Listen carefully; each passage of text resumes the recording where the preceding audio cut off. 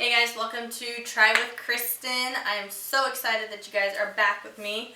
So I am taking you guys through just a normal night of my dinner. It's going to be something really simple, nothing extravagant, but I have an herb garden out on my patio.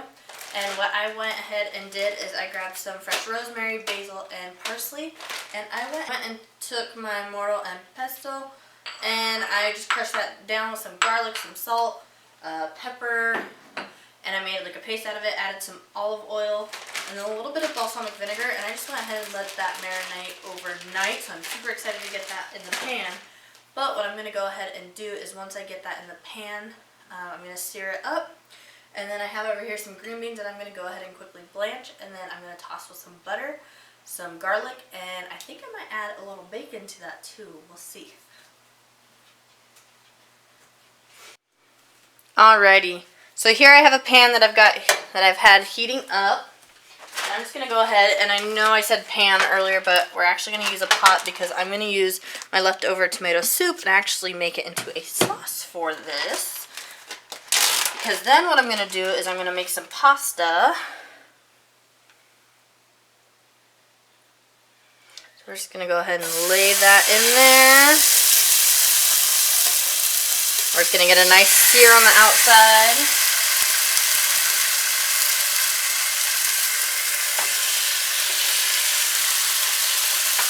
Oh my god, that smells amazing.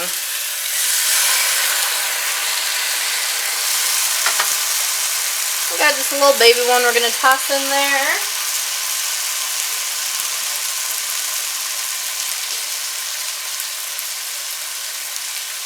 Alright, so always make sure after handling raw chicken that you do wash your hands as to not cross-contaminate. The last thing you want to do is get anyone sick.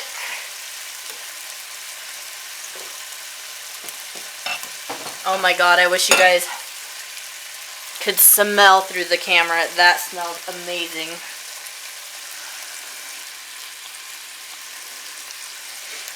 So we're just going to go ahead and let that finish up.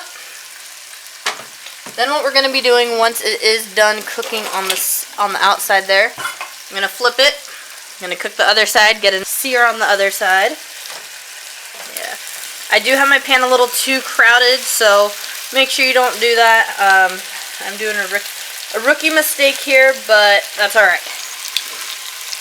And the reason you don't want to overcrowd is because you won't get that nice golden brown on the outside.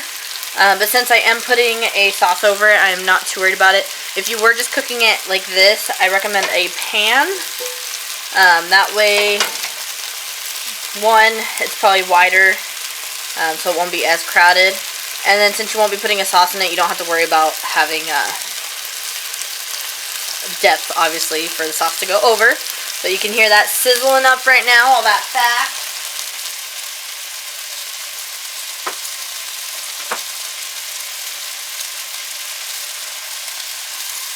Alright, let's flip these bad boys over. Yes, it's getting a nice little golden color to it.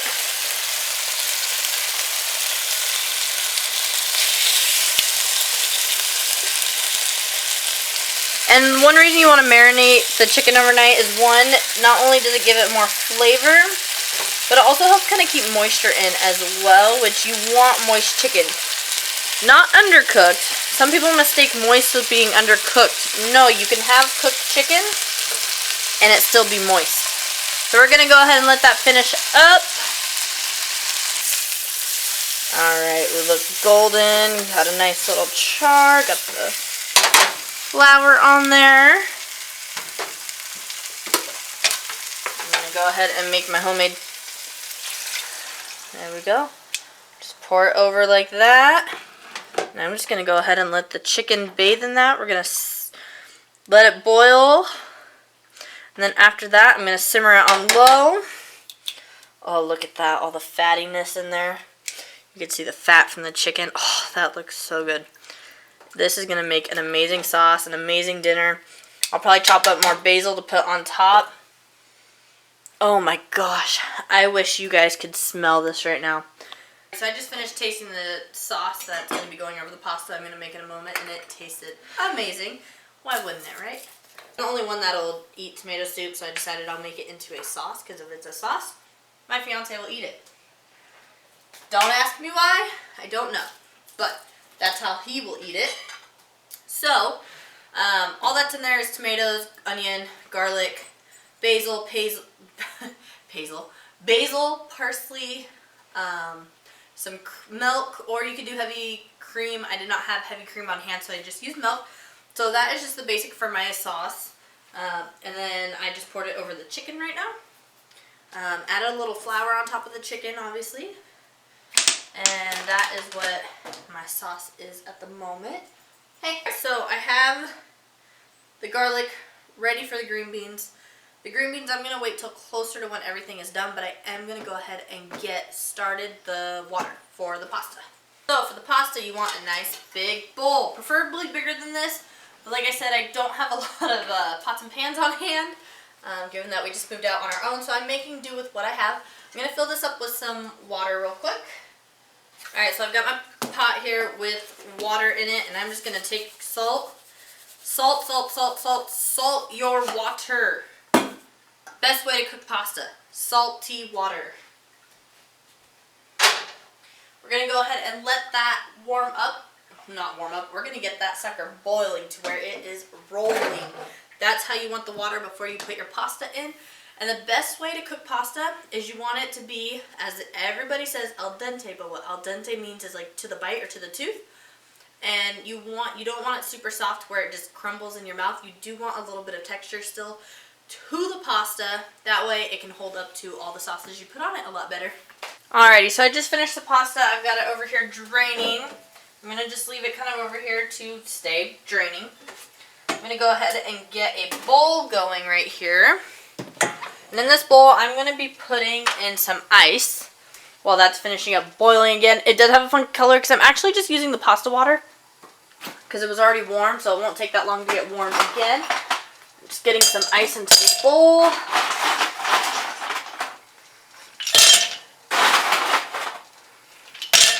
And the reason for the ice in the bowl is to actually cool down the green beans a lot faster. Now this is going to be a very quick process because the water is hot. We don't want to cook them too long, so we're just going to throw them in. Give them a few, just give it a twirl around. The best time to pull these out, I don't know if you could tell, but you see how it's starting to get a brighter green? That's when it's starting to cook, it's becoming more vibrant. That's a good time to kind of start pulling them out, is when they become just a perfect, like, vibrant green. If it starts getting too dark, it means it's overcooked. And overcooked is never good. Alright, I say these look perfect. We're going to dunk them in the ice. Like I said, that just stops the cooking process. So they don't get overcooked. They stay that nice, vibrant color. But also because I'm going to be cooking them one more time, just in one more step. If you have like a big scooper, that would help here too. I don't have that. So we're just going to fish them out with the tongs. There we go. This front one I'm going to... Alrighty, I got my pan warming up there. It should be good in just a moment. I'm going to go ahead and get that bacon in there. And I'm adding the garlic right now as well. We're just going to add that all in. My dogs can already smell me. And I just chopped this up a little bit. I just took 3 strips of bacon and chopped it up while I was waiting for the pasta to boil up. And now I'm just going to kind of separate it and just kind of get a nice crispiness to it. Let the fat render out a little bit.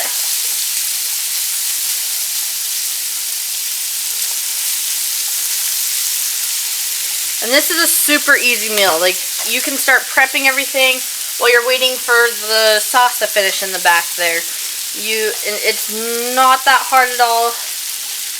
Quick to eat and easy to whip up. Probably takes about an hour in total if you're waiting on the sauce to kind of cook on low. So it's kind of a, for most part, a cook it and forget it kind of thing. Because obviously most of the work is just letting the sauce kind of simmer on low there.